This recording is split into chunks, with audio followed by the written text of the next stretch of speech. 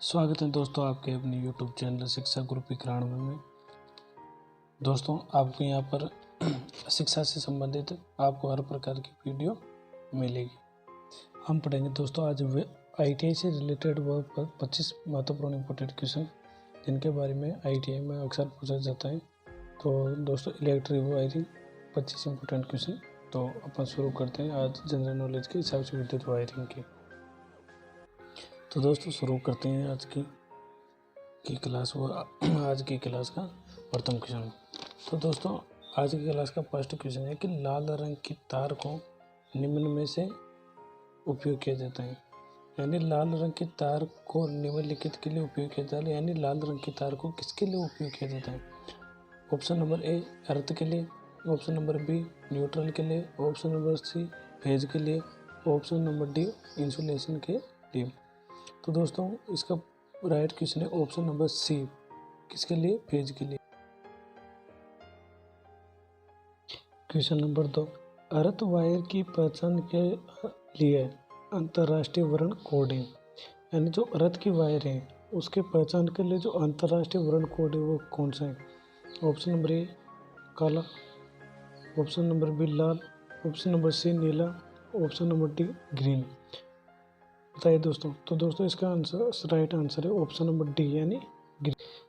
Question number 3, किसी संस्थान में लगा हुआ उप अर्धमापक यंत्र यानी कि एनर्जी मीटर किस प्रकार का यंत्र होता है? Option number A recording, option B integrating, option C comparing, option D indicating. तो बताइए दोस्तों। तो दोस्तों इसका राइट आंसर है बी इंटरग्रेटिंग। और क्वेश्चन नंबर 4, सीडी कक्ष की वायरिंग के मामले में निम्नलिखित में से किस स्विच का उपयोग किया जाता है? यानी कि सीडी कक्ष की वायरिंग के मामले में निम्नलिखित में से किस स्विच का प्रयोग किया जाता है? Option number A intermediate switch, option number B one way switch, option number C two way switch, option number D DP switch. तो दोस्तों इसमें क्या जाता है? Option number C two way switch का उपयोग किया जाता है। क्वेश्चन नंबर 5, किसी भी 500 वोल्ट इंस्टॉलेशन पर इंसुलेशन प्रतिरोध निम्नलिखित में से कम होना चाहिए। ऑप्शन नंबर ए 500 मेगावाट से, ऑप्शन बी 100 मेगावाट से, ऑप्शन सी 1 मेगावाट से, ऑप्शन डी 0.01 मेगावाट ओम से। बताइए दोस्तों। तो दोस्तों इसका राइट आंसर है 50 मेगावाट ओम से कम होना चाहिए। क्वेश्चन नंबर 4, विद्युत वायरिंग में अधिनियम का पालन किया जाना चाहिए। यानी कि भारत सरकार द्वारा बनाया गया कौन सा अधिनियम है जिसके तहत विद्युत वायरिंग का उस अधिनियम का पालन विद्युत वायरिंग में किया जाना चाहिए? तो दोस्तों वो अधिनियम है भारतीय विद्युत अधिनियम 1956 यानी कि option number C. Question number 7, PVC का तात्पर्य यानी कि पीवीसी का फुल फॉर्म क्या होता है? तो दोस्तों पीवीसी का फुल फॉर्म होता है option number C polyvinyl chloride. क्या होता है दोस्तों? पॉलीविनाइल क्लोराइड यानी कि option number C. Option number 8 question number कि टू वे स्विचिंग मीन्स के नियंत्रण के लिए भिन्न भिन्न दिशाओं में 2 या 2 से अधिक स्विच का उपलब्ध होना क्या होता है? 3 लैंप यानी कि option number C. Question number 9, IS integrated circuit 303491966 के अनुसार पावर वायरिंग अर्थिंग का प्रतिरोध होना चाहिए। तो दोस्तों IS 3034/1966 के अनुसार पावर वायरिंग अर्थ का प्रतिरोध कितना होना चाहिए? तो दोस्तों वो होना चाहिए 1 ओम। नंबर 10 क्वेश्चन नंबर 10, अस्थायी वायरिंग में यांत्रिक शक्ति होती है। यानी कि जो अस्थायी वायरिंग होती है उसमें यांत्रिक शक्ति कितनी होती है? कैसी होती है?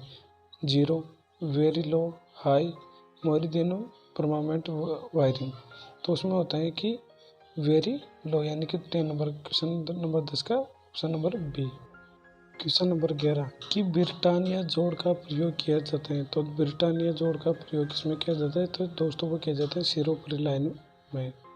यानी कि क्वेश्चन नंबर 11 का ऑप्शन नंबर ए सिरोपरी एक विद्युत उप परिपथ में कितने प्रकाश उपयोग बिंदु हो सकते हैं? यानी कि एक विद्युत उप परिपथ में कितने प्रकाश बिंदु हो सकते हैं? तो दोस्तों ये हो सकते हैं ऑप्शन नंबर बी यानी कि 10। और क्वेश्चन नंबर 13 के छत के पंखे को फर्श से न्यूनतम किस ऊंचाई पर लटकाना चाहिए?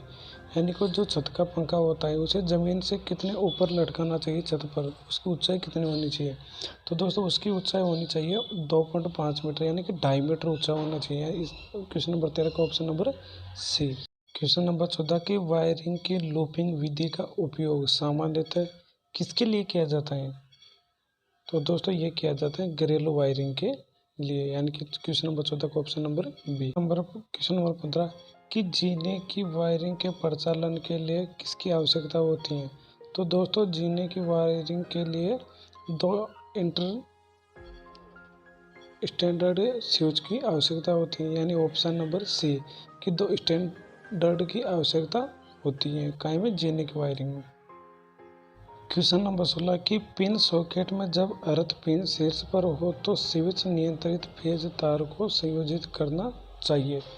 तो दोस्तों कैसे करना चाहिए कि निचले दाएं पिन से करना चाहिए, यानी कि ऑप्शन नंबर बी कि पिन सॉकेट में जब अर्थ शीर्ष पर हो तो निचले दाएं पिन से तार को संयोजित करना चाहिए। क्वेश्चन नंबर 17 कि विद्युत परिपथ में फ्यूज का तार क्या कार्य करता है? तो दोस्तों विद्युत परिपथ में फ्यूज का तार अतिभार अथवा लघुपथ की स्थिति में परिपथ को तोड़ता है, ऑप्शन नंबर सी। यानी कि अतिभार और लघुपथ की स्थिति में परिपथ को तोड़ने से ट्रांसफर को जलने का धोखा नहीं रहता। क्वेश्चन नंबर 18 माइका यानी कि अभ्रक किस कार्य में लाई जाती है? तो दोस्तों माइका या अभ्रक का कार्य किस में लाया जाता है? तो दोस्तों ये लाया जाता है विद्युत उपयोग में। किसके उपयोग में लाया जाता है दोस्तों? विद्युत के उपयोग में। यानी 18 नंबर क्वेश्चन का ऑप्शन नंबर बी कि माइका अभ्रक किस कार्य में लाई जाती है? तो दोस्तों माइका अभ्रक विद्युत के उपयोग में लाई जाती है। क्वेश्चन नंबर 19 कि विद्युत अधिष्ठान में प्रयोग लाए जाने वाले फ्यूज वायर किसके बने होते हैं? विद्युत अधिष्ठान में प्रयोग में लाए जाने वाले फ्यूज वायर किसके होते हैं? तो दोस्तों ये होते हैं निम्न गलन बिंदु वाले कंडक्टर के बने होते हैं, यानी कि ऑप्शन 19 नंबर क्वेश्चन का option number B. Question number 20 के केबलों के आच्छादों यानी सीट्स का प्रयोग किस लिए किया जाता है? यानी कि केबलों के जो आच्छादों का प्रयोग किया जाता है वो काय के लिए किया जाता है? तो दोस्तों वो किया जाता है कि नमी के अंतर संक्रमण को रोकने के लिए, यानी कि जो विद्युत की केबल है उनको नमी से दूर रखने के लिए सीट्स या आच्छादों का प्रयोग किया जाता है, यानी क्वेश्चन नंबर 20 का option number C. Question number 21 का घरेलू फ्यूज का तार किसका बना होता है? यानी कौन से गलनांक का होता है? ऑप्शन नंबर ए उच्च गलनांक, ऑप्शन नंबर बी निम्न गलनांक, ऑप्शन नंबर सी अति उच्च गलनांक, ऑप्शन नंबर डी किसी भी गलनांक बिंदु का। तो दोस्तों अपन जानते हैं कि जो घर का फ्यूज बंधा होता है वो अपन काहे के जानते हैं कि दोस्तों वो बना होता है निम्न गलनांक का, यानी कम गलनांक वाले वायर का घरेलू फ्यूज तार बना होता है, यानी option number B. Question number 22 का फ्यूज तार के लिए निम्नलिखित का होना चाहिए, यानी कि फ्यूज तार के लिए किस चीज़ का होना जरूरी है? तो दोस्तों वो होना चाहिए निम्न प्रतिरोध और निम्न गलनांक होना जरूरी है, यानी 22 नंबर क्वेश्चन का option number C. Question number 23 कि किसी धारावाही विद्युत तार से चिपक गए किसी व्यक्ति को तार से अलग करने के लिए निम्नलिखित में से किस साधन का प्रयोग करना चाहिए? कि मतलब कि अगर कोई व्यक्ति विद्युत के तार से चिपक जाते हैं तो उसको किस तरह से उस विद्युत तार से अलग करना चाहिए? ऑप्शन नंबर ए लोहे की पाइप से अलग करना चाहिए, ऑप्शन नंबर बी स्टील की मजबूत पाइप से, ऑप्शन नंबर सी पानी की बौछार से, ऑप्शन नंबर डी सूखी लकड़ी के डंडे से।